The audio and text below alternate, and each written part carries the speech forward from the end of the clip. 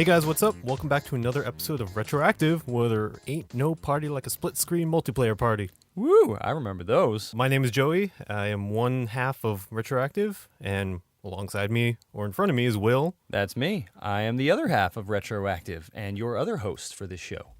So this week... Big game release this week. Big game. That's for sure. What is it, Joey? You've been playing a lot of it. I forgot already. Okay. Big game release is Overwatch. What? I thought we were talking about Doom. No, I'm just kidding. I knew it was Overwatch. No, Overwatch. So, in case people have been living under a rock for a couple years. Or at the very least, like within the last year, yeah. Okay. It's a shoot. Oh, God. In case you didn't know what Overwatch was already, it's a shooter. Yep. By Blizzard. Yeah. I think that's about all you really need to know. Yeah. It's Blizzard's first like brand new IP in like 10 plus 20 years. 20 years? The last franchise that they created was StarCraft in 98. Whoa. Hearthstone doesn't count because it's part of Warcraft. Heroes of the Storm also doesn't count because it's actually everyone. It's a collection of all their current IPs. So yeah, I thought that was now that you mention it, yeah. If you go on BattleNet, the only things that are there are Diablo, Warcraft, StarCraft, all of which were they've been around for over 20 years. They started in the 90s. Yeah, dude. So that's what I thought actually was really cool about it. It's like their first new IP in like 20 years now, almost 20 years. Yeah, and surprise, it's a wonderful shooter. Yeah, yeah. You were talking about it, I think, last week or the week before, because you were and today and yesterday and every other day. Yeah, because it's like you and most of our friends have been playing. We're playing playing the beta and everything, and you also were playing. You got it on release, didn't you? Yep. Yeah, pre-ordered it and everything. I'd rather be playing it right now than recording this, but responsibilities. I'm sorry, all right, but. But I guess one of the things I wanted to mention about Overwatch, especially, is that Blizzard has managed to do something that really has not been seen very often, especially since maybe TF2, and in that they've managed to inject a lot of personality into the game. Yeah, and something that they're doing something to the genre that really hasn't been seen very much in the last decade or so. The only other ones I can really think of are like maybe Borderlands and also Splatoon, because they biased that way. No, I agree though. Yeah, it's like it's funny because for me, I have not yet touched Overwatch, mainly because I know that I can't. You're making a big mistake. Well, I know I would like to play it, I really would, but I know that I wouldn't have the time to dedicate to it, like the right amount of time, because honestly, like, yeah, I miss playing like multiplayer shooters, especially with you and all of our friends online and everything. But you guys all play like really late at night, and I work super early in the morning. Like, it just doesn't work out for us. Yeah, it just doesn't, like, the timing doesn't really work. And plus, I'm hardly ever home on my desktop anyway. So unless I could play it on my MacBook, which I'm pretty sure I can't, then it's kind of a little bit difficult for me to play it. But even for me, like, as somebody who hasn't played Overwatch, like, I actually really like the characters and I really like the setting. Oh yeah, the game is all about the characters. So it's like, even for me, I already like know a lot about the characters and like their design and like what they do and everything, and I haven't even played the game. So it's really interesting how they're designing the world, not necessarily just the game, but the entire world of Overwatch concurrently with the game. Yeah, and that's the reason why they've been releasing all the shorts, all these comics, everything like that's not the game, so that people can see the world even if they don't play it right away. Yeah, they're doing a lot of really cool like world building with all of the media around it. Yeah, too, and which that's, I think is a really good idea. It's really important to do that because it gets people interested not only in the game but what it's all about. Exactly. It reminds me of when they actually did release the original StarCraft back in the late 90s. Like all of those games used to come with like a really like hefty instruction booklet, which was also kind of like the same thing. It was like it was a world building book. It had all of the stories behind the characters and behind the races, and basically told you kind of like what's going on in the story leading up to the actual game, even though there was like no prequel to the first StarCraft. The book basically kind of laid out what the situation is. It set the stage for everything. Yeah, which I thought was really cool, and as we get into this, like, farther into games, not having like printed instruction manuals or anything like that. Oh, yeah, you gotta look them all up online now. It's harder and harder to kind of like get people into the lore and the world building before they actually play the game. You have to give them other You have to give sources them of media. incentive to Yeah. want to care about the characters in the world. Yeah, definitely. And I think they're doing a really good job of that, especially since this is a brand new franchise and a brand new like Yeah. universe for them. But let's talk about old now. Yeah, Instead of brand new, exactly. we're going back. So what I wanted to do with this, with the release of Overwatch, is kind of give people, I guess, perspective on where the first-person shooter genre even came from. Yeah. Because really, like, first-person shooters have really, I think, in this this generation and the last generation, if we're talking about consoles, I feel like they've really taken over as kind of the dominant, most prolific genre out there. You know? Yeah, because when I feel like today, when you tell people you play video games, that's kind of the first thing you think about. Right. Like shooters, like, the big names like Call of Duty and Battlefield and things like that. Yeah. But that's not necessarily how it started off. Nope. You Not know? at all. So let's go back. Let's rewind once again. Yeah, so let's add in some of that wavy sort of sound effects with the harps and everything. All right. Like, we'll add that in right here. Just like, whoa. It's like we're going back in time and everything. Okay, what year are we in? What year is it? What year is it, Will? Well, all right. So You have the beard and everything. So by the end of next year, I'll probably have that same kind of Robin Williams beard. But all right, so I want to start it off a little bit because I'm pretty sure I started off in first-person shooters earlier than you did. Because how so? So I want to talk about the very first shooter that I ever played, my first FPS, which was Is that a children's book? no, it's actually My first shooter. my very first shooter by Will Chang. It was a game that actually was developed as far back as 1987, like the year you were born. Okay. I think, yeah. But the game is called Faceball 2000. And it was a game that I had for the Game Boy of all systems, like, the original Game Boy. And so that actually ran a first-person shooter on It there? did. And this was like before Doom, before Wolfenstein, and before all those other later games that, really kind of popularized the genre. Yeah. Yeah, so Faceball 2000 was actually a Game Boy port of an older game from 87 called MIDI Maze, M-I-D-I Maze. That was originally developed for the Atari ST home computer system and later ported to the Game Boy in 1991. So that was probably around the time that I bought it, or my mom bought it for me or something. I have no idea where or when she bought this game. I just remember playing it a lot on there. And it was really cool because you don't think of the Game Boy as being a system capable of running Anything like that. Especially it's a first-person shooter in a 3D environment. Yeah, how is that? I honestly, like, when I think about the Game Boy, all I can think of is side-scrollers and how limited even that was. Yeah, you think So exactly. how the hell is it going to run a first-person shooter? Tell me. I mean, I don't know the specifics of how they got it to run on there. I would actually suggest going out and looking it up on YouTube. Look up Faceball 2000 for the Game Boy, just to get a sense of how this game looked. It was very primitive looking. Basically, there's no real story or anything to it. You're just navigating a series of mazes in first-person view, and they're filled with a bunch of like smiley faces that either can just run around. They just run around within the space, or later on they actually become your enemies. So they actually shoot back at you. It's really creepy sounding. Yeah, it is really creepy. It actually, when I was showing Joss the YouTube video of this the other day, she was like, "It's kind of like being in a 3D version of Pac-Man." Because all the enemies look like the ghosts, they're shaped like that. Yeah. And and really it's just a matter of like, finding the exit to the mazes, and what's really cool is that as you progress through the levels, they become like more and more difficult, and they have like traps and really cool things like hidden walls and secret areas that can like warp you to different you can warp you ahead like a certain number of levels. So if you knew where to go, like in the first Mario Brothers, you could warp directly to like level 10 from the first level, or level like 50 or something, because there were a lot of levels in that game.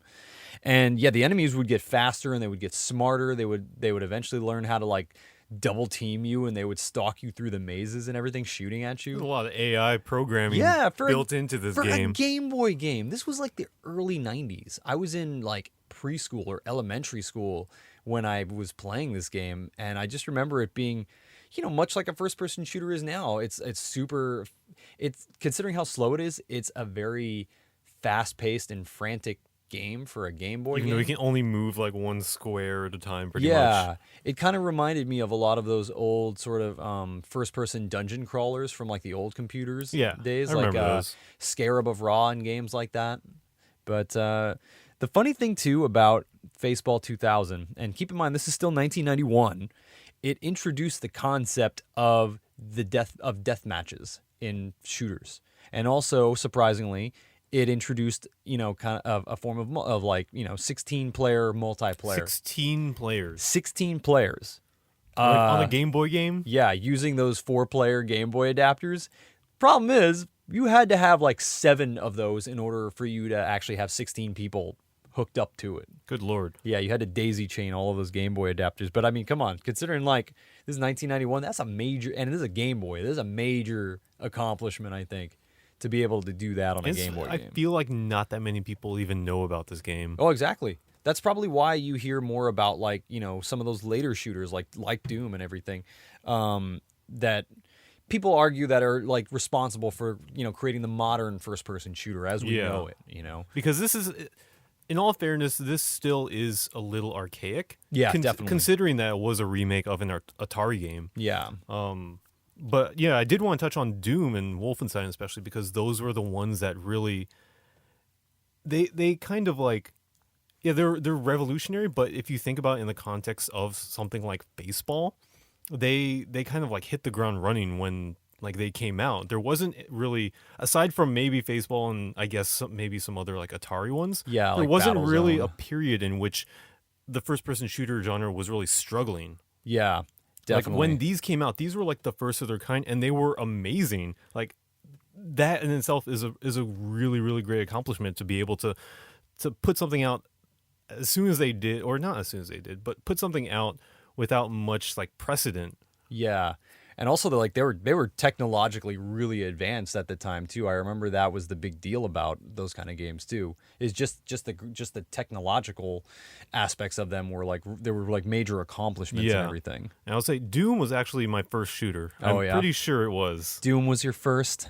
Doom was my first. It was really funny because I remember playing it a lot. Mm-hmm. But at the same time, I remember like just it's like what I wanted to touch on was kind of the violence in the game. Yeah. Because when you shoot them, the blood spurts everywhere. You shoot with a rocket, they explode into like blood and It's guts. a really gory game. Yeah, I played it a lot, and for some reason, my parents seemed to be okay with that.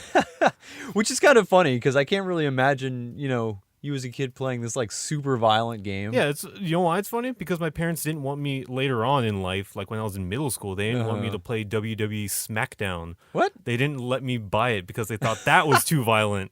They had a problem with the fake wrestling, but they were okay with Doom. they don't have a problem with you running around chainsawing demons from hell into tiny little red that was splatters. always so great. Yeah, you got a chainsaw, man. When I forget the name of it, but the one that like walks around, it looks like it's really short. Oh, the imps or No, not the imps. The I guess they were just called the demons. I don't know. I have They're like no the idea. really like the dog looking ones that like with the horns and everything that like run. Oh at you. yeah, like the bull demons or whatever. Yeah, all you gotta do is just get your chainsaw out and just hold down. Yeah, the you trigger, just run. And like he comes up to you and tries to bite your face off, but he just runs into the chainsaw. Oh man, I love that actually. Yeah, it's funny too with Doom because that's one of those games too that just even up to now it just keeps going. Like I think the new one was just released. Like, Yeah, I have ago? it. I played it. Yeah. it's pretty fun. I've been watching like some playthroughs of it too. I actually really want to try. There's a lot of good action in there. It's very fast paced and it feels very, very similar to the original Dooms. Yeah, which is pretty cool. I like they that. keep all the same characters, like the designs of them, even though they're updated and like they look really, really nice. But like the guys with the 2 cannons for the arms and the ones that the horn ones that toss fireballs at you, they're all in there. That's so cool. They kept all of like a lot of the original elements in it. Yeah.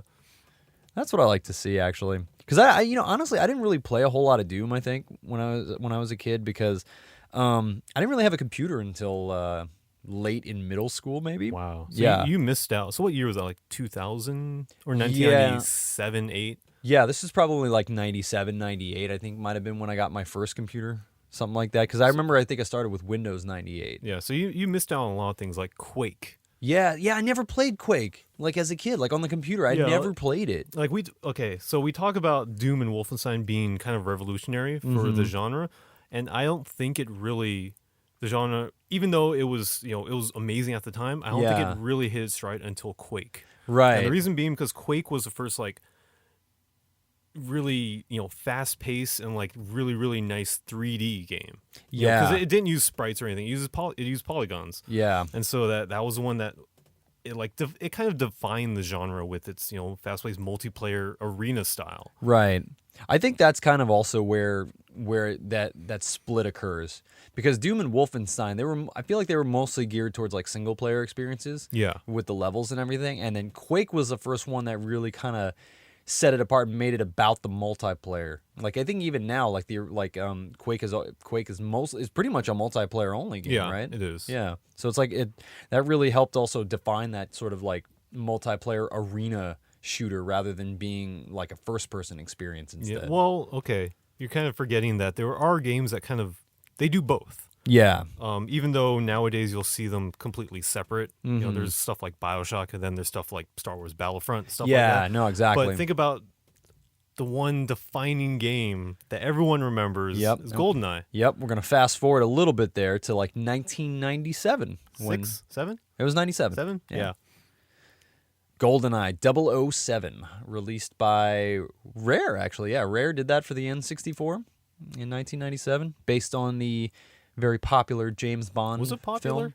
I don't know if people liked it all that much, but they liked the game. Yeah, they might like look back on GoldenEye better now because of the experience with the game rather than the other way around. Because I think that was the first James Bond movie with Pierce Brosnan in it. I'm pretty sure. I don't know. I'm pretty sure. I haven't brushed up on my James Bond in a very long time. But yeah, GoldenEye definitely. That was probably like the first real major console shooter, and I think that was really it was the first one to offer split screen multiplayer. Yeah. And a lot of you guys who grew up in like during the 90s, especially with the N64, you probably know what we're talking about with that split screen multiplayer. I mean, come on, GoldenEye, Mario Kart, and games like that. So good. So fucking really fun. Good. Not only because it was like frantic and just shooting your friends is hilarious and fun and satisfying, but the game itself, it actually did a couple new things for the genre that you might not really recognize at the time or when you were playing it or even now because it's so common, but they did a couple things. They did like a very strong focus on single player. Yeah. Not only single player, but story-based game like elements to it. Because it did follow the movie kind of loosely, I think. It's actually pretty close. Yeah, if you go back and you watch GoldenEye, you'd be surprised at how closely the game follows the movie. Yeah, there are some levels that maybe they weren't like fully fleshed out in the movie, but in the game they kind of made a thing around it. Yeah. So they did that as well as being able to aim. Yeah. Not just moving around and up, but and actually down. aiming. But yeah, when you hold gun. the R button, the right shoulder button, you can actually aim your very precisely. aim your cursor within that frame. Yeah, when I was like looking up notes about GoldenEye, I read that too, that it was the first shooter to introduce that concept of more precise aiming, because which is the funny. N64 could actually do that. It wasn't confined to just a D-pad. It had the analog stick, which you can actually precisely move the reticle. Yeah, I was actually really surprised by that it hadn't been introduced until that time. You think now with like shooters today, especially ones you play on the computer with a mouse and a keyboard and everything, you use the mouse to aim natural, precise. But for consoles, it wasn't. Right. And one thing that they also did, which I kind of like, is that you can shoot them in different body parts now. And they react to it. Yeah, so if you shoot them in the leg, they'll grab their leg. Like, oh, my leg. Or then if you shoot them in the chest, they'll just do a flip for some reason. But yeah. Or you do what we all did and just like shoot them in the crotch, Yes. With paintball mode on. Yes. Apparently also, they also introduced the headshots. And really? also the concept of reloading your ammunition. They didn't have that before? Apparently not, based on what I was reading. I don't know how accurate that is, but Okay, yeah, actually, true. Well, at least when I'm remembering Doom, yeah. they didn't have reloading. You just fire until you run out. Yeah, so I mean, apparently they had that sort of thing in light gun shooters like Virtua Cop and games like that were in the arcades Yeah. where you'd aim off screen to reload, but they hadn't done that in first-person shooters before. So that was also apparently a different concept in GoldenEye was having to reload your ammunition, which you take for granted now that like in every game that you have to do that now. Yeah. Pretty much. For balance reasons, I think. Yeah. So all of these design elements are staples of the genre, but they were introduced in GoldenEye in 1997. So it wasn't really until, like a good chunk of the way into first-person shooters that those were introduced as staple elements. Yeah, like in that game, I just really like a lot of the first person, or not first person, but just single player elements. Yeah. Oh yeah. Ditto. I played the single player campaign. To heck, I was trying to get all the achievements. It's kind of because it's kind of funny to achievements. think about a game like GoldenEye, which is regarded as one of the best multiplayer games of all time, but people forget that the single player experience is just as good. Yeah. Like I enjoyed that just as much as playing with friends. Yeah, and honestly, I feel like the single player experience in GoldenEye is actually a lot. It's still even today holds up a lot better. The graphics sure don't. The graphics don't, of course. No, I don't think there's a single N64 game that really you could say stands up well graphically today. Pokemon Puzzle League. Maybe that one. Yeah, that's anything that was 2D. Yeah, anything that was like a 2D game. Maybe Mischief Makers. I don't know. We haven't played it. Possibly, yeah. I I gotta go look it up. But I mean, yeah, I think the story and the single player missions and just the way that they design the levels too, they stand up so much better than a lot of like contemporary shooters that really feel almost like they're either on rails or or they confine you to almost like a corridor where they funnel you from like place to place and then they just throw waves of enemies at you until you kill them.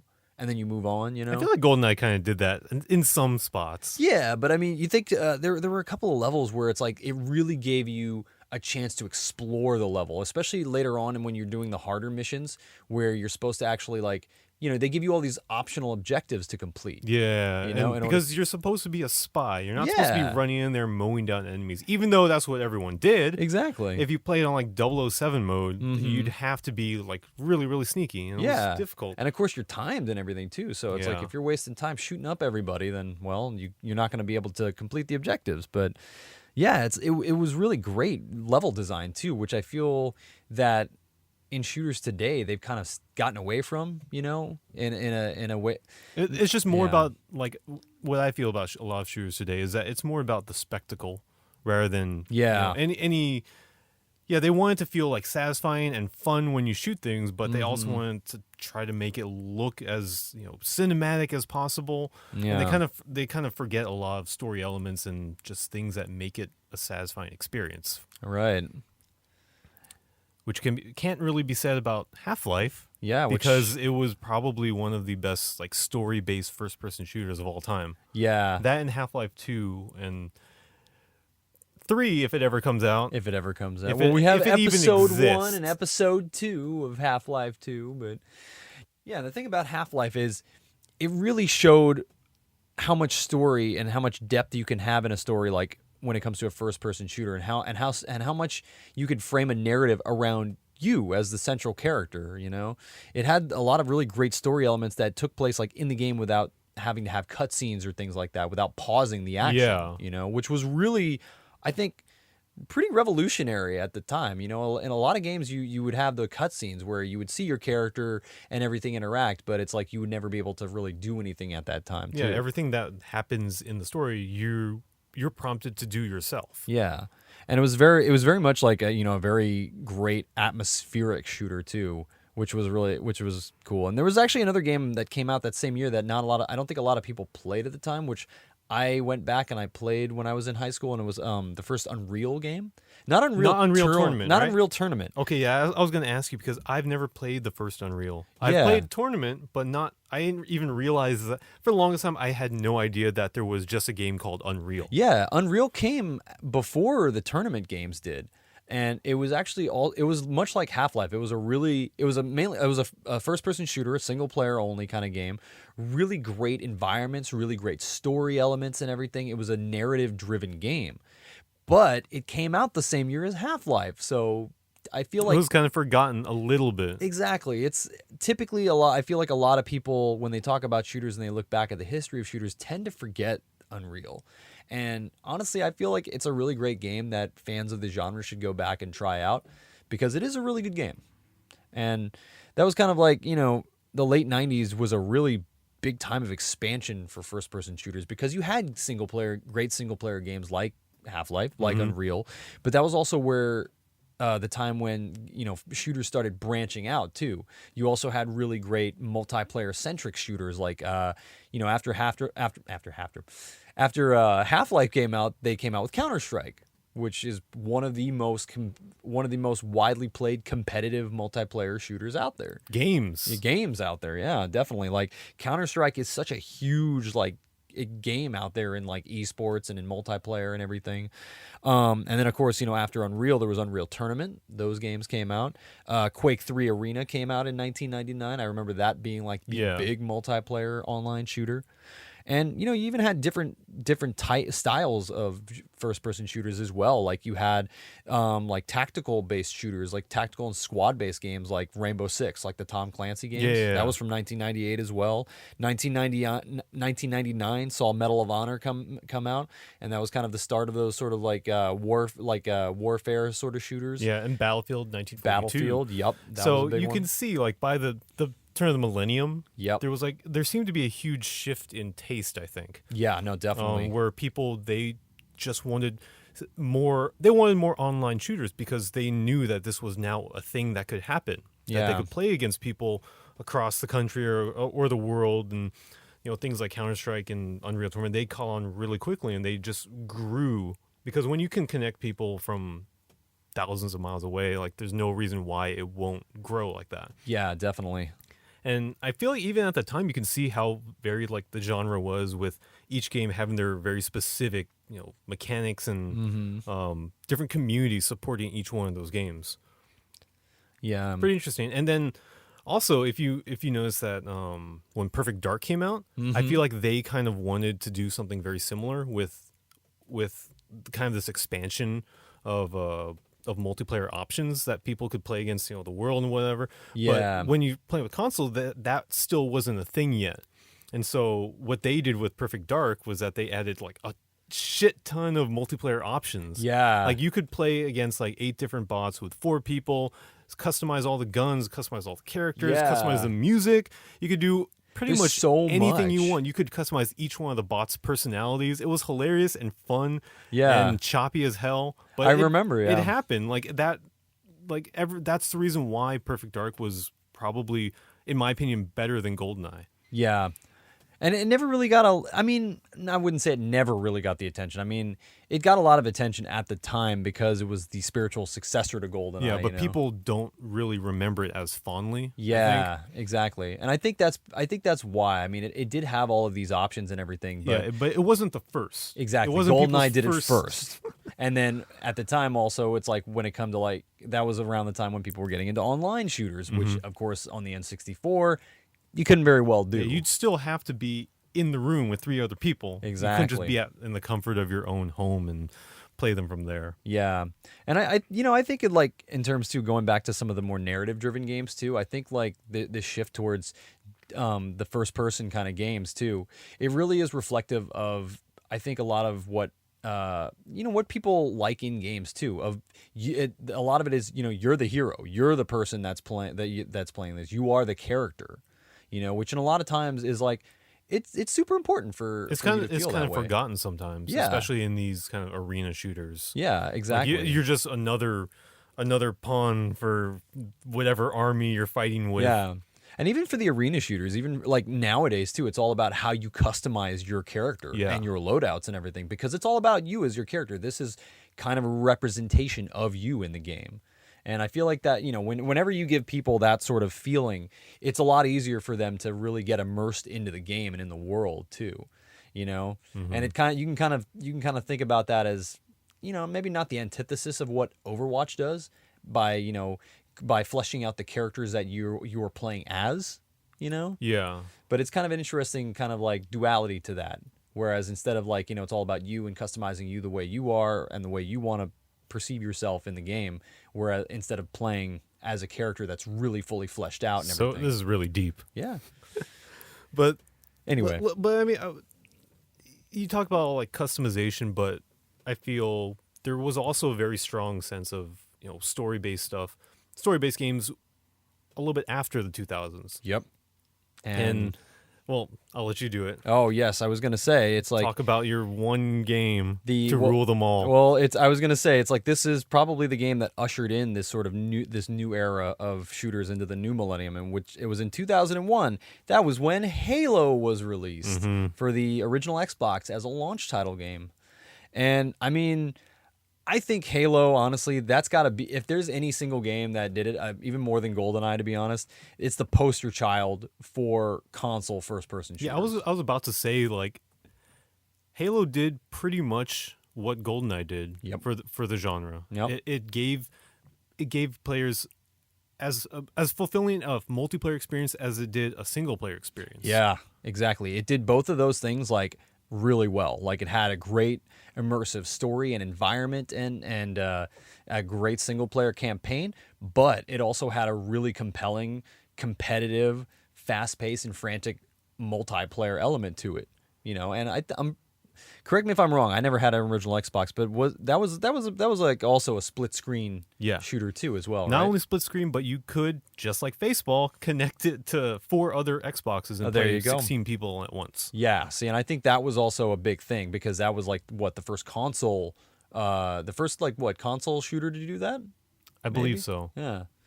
And that's a big step because that was like, I mean, yeah, with the first Halo, at least it didn't have the advantage of also like being online and having Xbox Live and everything, or did it? I think it did a little bit later because Xbox Live did not launch with the Xbox. Yeah. It came in like the next year or something like that. Yeah. But at the very least, Halo 2 was online. Yeah, and that really changed the game for console shooters. It's like the ability to hop online and play with people. So then it wasn't only the computer, the folks that played on PC that can enjoy those kind of multiplayer shooters. Now you're able to play it on your console too. And that really changed things. I know. Like, I don't know if you remember the Ratchet and Clank games. You Yeah. played Oh, them, yeah. right? You remember the second one, or I think it was the third one, when actually they had online mode? No, I didn't actually know that one. Yeah, I only played the first one. Yeah, I had played that online for quite a while. Oh, okay. It's not a first-person shooter, but Right. it was still really fun. Yeah. At the time, I think that may have been like the first like official online experience with the shooter. I don't really count the Dreamcast because you had to use dial-up for that. Right. Yeah, Unless they you had that bought like modem. this expensive adapter, but Who did? the one for PS2 was a little bit cheaper. Yeah. Yeah. Oh man. So, I mean, yeah. There you go. Online console. Online consoles. Some humble beginnings. Yeah, it was funny when I was looking up the history of first-person shooters. I felt like this was like the branching point where there became so many different types of shooters, and the ones that were still really great single-player experiences, they got even better. Like they focused solely on being really great single-player games, Like BioShock. like BioShock. That was the big one for me. My it's like, goodness. oh man, when I played BioShock for the first time, I was like so immersed in that world and in that game, and it wasn't until I finished it like a couple of days later that I was really like, wow, that was like I had never had an experience in a first person game like that before. That was amazing. That was a really amazing game to me.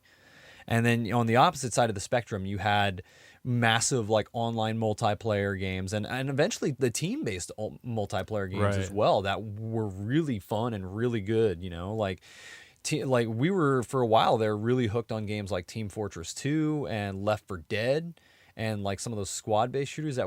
And that's so fun, like to get online, play with your friends. Everybody's on like Skype with like the headsets and everything, and that really was something to me that I love that. You can't take that away from me. You can't, and it did a really good job. Like as we grew older, of kind of replicating those times when we'd all hang out at, at our, at your place or my place and stuff, and just play games like on split screen and everything. But now everybody gets their own screen, which was honestly a lot better for our eyesight, I think. You know?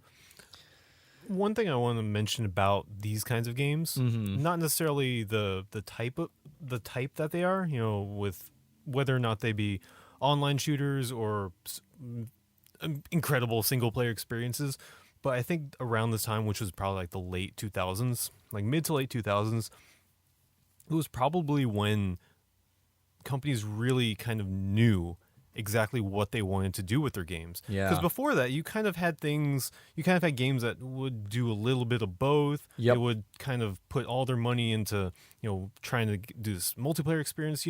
They tried to replicate other ones in the past, like Counter-Strike. Yeah. But they didn't really have as much of an identity as the games that came out in the late 2000s.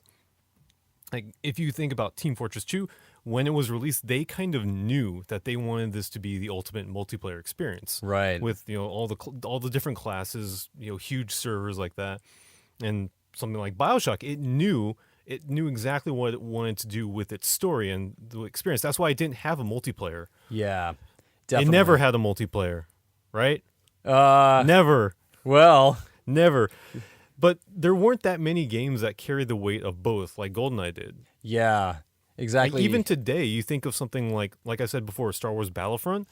They are all about the multiplayer, and they decide to nix the single player just because they figured that would be good enough. Yeah, because then you take time and you take time and like effort away from the other areas. Like, instead of trying to be like a really good multiplayer shooter, you're trying to like introduce a campaign that and if you have had it feels a little tacked on for some of them. Like it would be like if you would imagine like them trying to tack on multiplayer into like Fallout or Skyrim or something. It just would be like, why would you bother to do that? It makes no sense. Like, it needs to be ingrained with, like, it needs to be built into the game, I think. Kind of like Borderlands. And Borderlands is probably one of the best examples of a single player experience, but kind of expanded. Not necessarily an arena and with like 20 different other people, but with just the 3 or 4 people that you play with. Yeah. It's almost like a single player experience right there, but you get to go on the journey with friends. Yeah. Oh, how sweet. And I like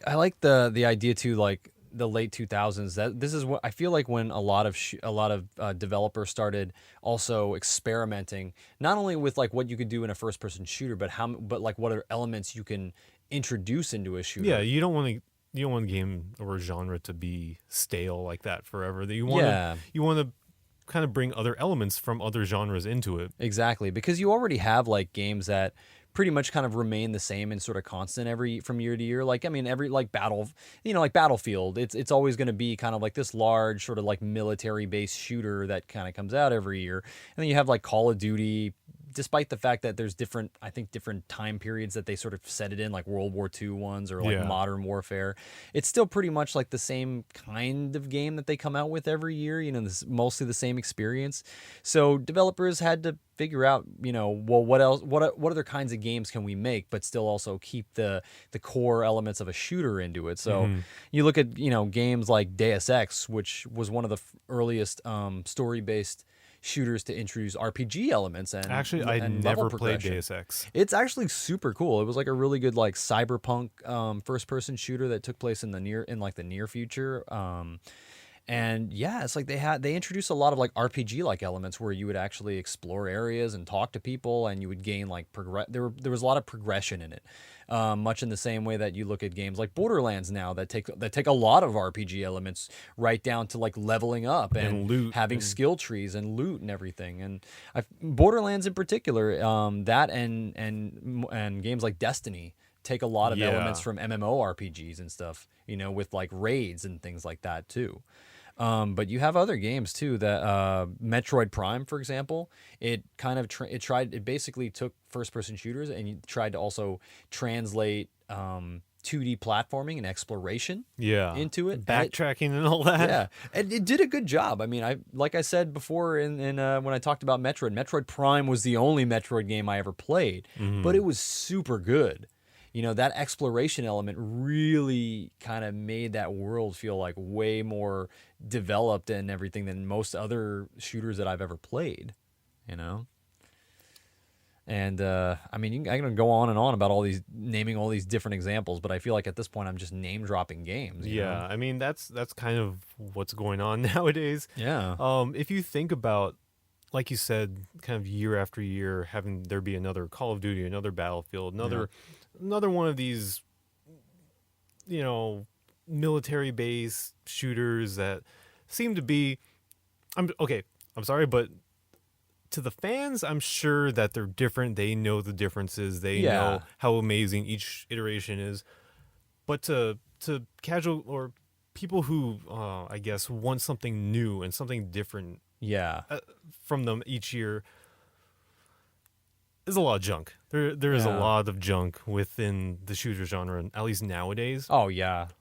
There's a lot of we talk about games. How innovative Borderlands is and how great Left 4 Dead and all these, Team Fortress and all these other games are, but there's still few and far in between. If you think about how many first-person shooters are released within any given year, you're going to have 2, maybe 3 or 4 great ones, and then a bunch of junk in between. Oh yeah, I mean, like with any genre, it's just like they're. What are they doing? Well, yeah, you burp in here. Whoops, I'm sorry. But yeah, like with any genre, you're gonna get a lot of that kind of like junk and stuff. There are very, very few standouts, but I really do appreciate some of the games that really do try to do something different within the genre too. And I mean, I don't want to knock too much on games like Call of Duty because I feel like those experiences like have been crafted over time. And the developers, I feel like, know exactly the kind of game they want to make from year to year, with every iteration. And I think that they've refined that. They've refined the kind of game they want to make from year to year. And it's a game it's a series that's very successful, and it's successful for a reason too.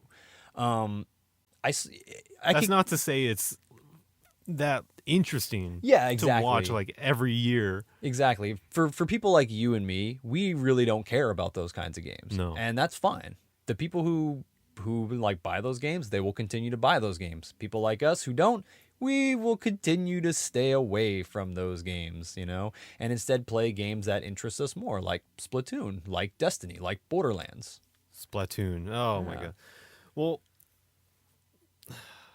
I think that's why, coming back full circle, that's why Overwatch is so important. Yeah. And why the release and the way that they made the game is so significant in this era.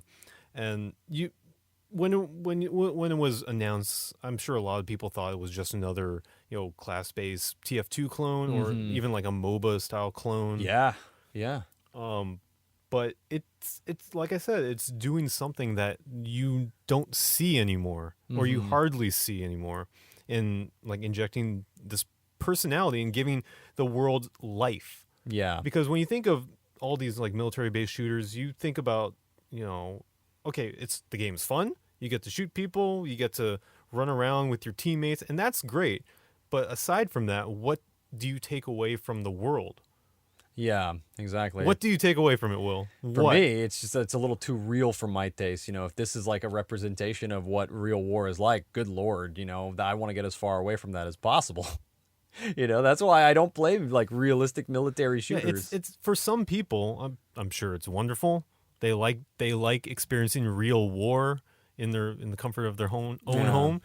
But for others, something like Overwatch it's appealing to a very specific group of people, as well as general. But the specific I'm talking about is that the ones that care about design, especially. Yeah, definitely.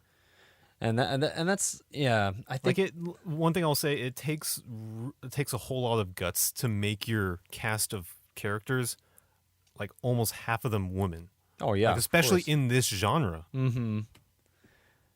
Yeah, and I mean, to make the characters so fleshed out and to make them all have like personality and life too, that can be sometimes hard. Yeah, I'm sure they put a ton. I don't even know how long they were developing this for. Yeah. Maybe like 4 or 5 years at least. Yeah, but you could tell it pays off. Definitely. When you have a cast of characters this diverse and each one of them being as interesting as they are and fun to play. Like you could design like the best characters in the world, but if they're not interesting to play, if they're not fun to run around and do their abilities and everything, Yeah. there's no point in that. Yeah, and you could see a lot of companies trying to replicate that formula now too. So we talk about how many junk shooters there were in between the really good ones. Now, I mean, you're going to get more of those. Now you're going to have all of these shooters that are like first-person shooters that are based on MOBAs that are all built around like classes and characters and Character-specific stuff. abilities and Yeah. everything. I mean, I don't want to knock on any games, especially ones that have not come out yet. But I mean, even looking back at what's come out already, games like Battleborn that try to replicate that sort of feel. And there are games that are coming out, like Paragon is, I think, the big example of like I think it's a shooter. I'm pretty sure it's a first-person shooter. That's but it's mostly based on like MOBA games and stuff like that. Along with everything else Yeah. nowadays. So I mean, there are games that have already come out that are like trying to replicate that, and games that are gonna come out in the future that are gonna try to replicate that same style. But I mean, think Overwatch is it's quickly become kind of the gold standard already. yeah, and it's going and definitely like 10 or 20 years from now, I'm sure it's gonna stand out as being really like the poster child of this particular era of shooters. Yeah, it's gonna. I feel like it's already taken over that title from TF2. Yeah, definitely. I mean, TF2 was probably like the precursor to that, but now Overwatch has kind of eclipsed it, and which is good for Blizzard because it just gives Blizzard another accomplishment on their long list of accomplishments, like having The most successful MMO ever, probably the most successful RTS ever as well, like Right. StarCraft and Warcraft, and then also Diablo. Yep. Yeah. Oh, Diablo. But yeah, so Good job, Blizzard. Yeah. I'll give you a golf clap. Yeah. And I mean, we can even look ahead to the future. I mean, with VR being supposedly the next big thing in gaming. Well, And we'll see. if it's all about looking at things in the first person perspective while you play, you can bet that probably some of the biggest games that are going to come out for VR are going to be first person shooters. I do not doubt that at all. It's like you would think that would be the perfect genre to start with when it comes to VR. I don't know. I always think VR is weird. Yeah. Oh man, you know what I'd be really interested in playing?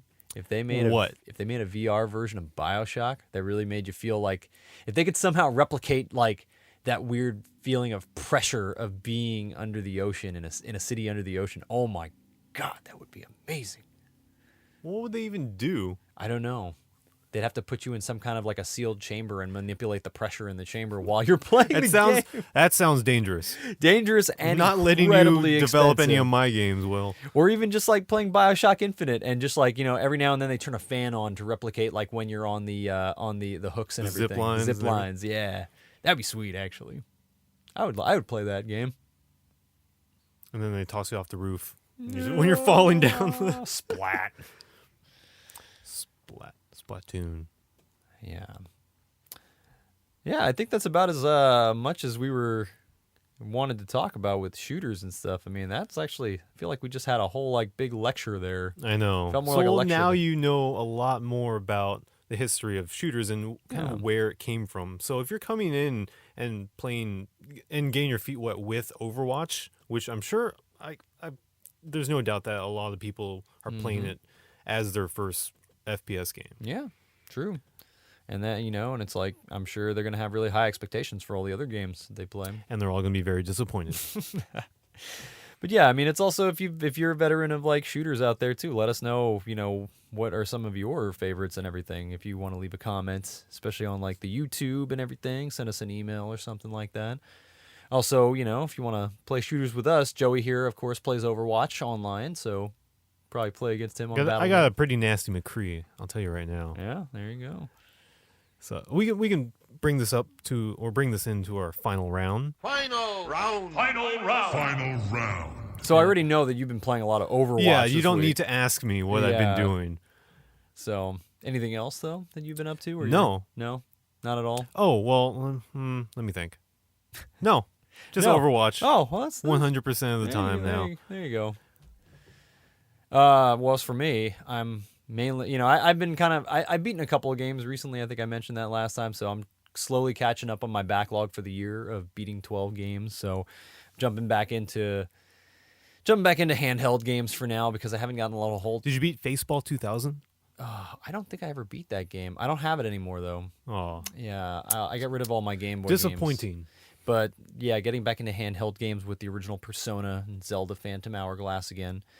But I don't know. For real, actually, for this next week, I kind of wanted to focus on catching up with a lot of movies. There's a lot of movies that I've had on my backlog for that and that I've wanted to catch. So I was thinking about sitting down and watching the Hobbit movies. Oh, I just want to see them just to see why? them. They're like, oh man. Yeah, and like actually, Joss and I we watched this old anime movie the other day. You ever heard of Battle Angel Alita? Nope. Yeah. You're asking me about anime? Oh yeah, that's true. I don't know What? why. No, I'm why? sorry. But yeah, so that was a movie that we watched the other day too, which was pretty good. But I'm also following hockey. Hockey playoffs are still going, and the Sharks, the San Jose Sharks, are in the Stanley Cup Finals for the first time in franchise history.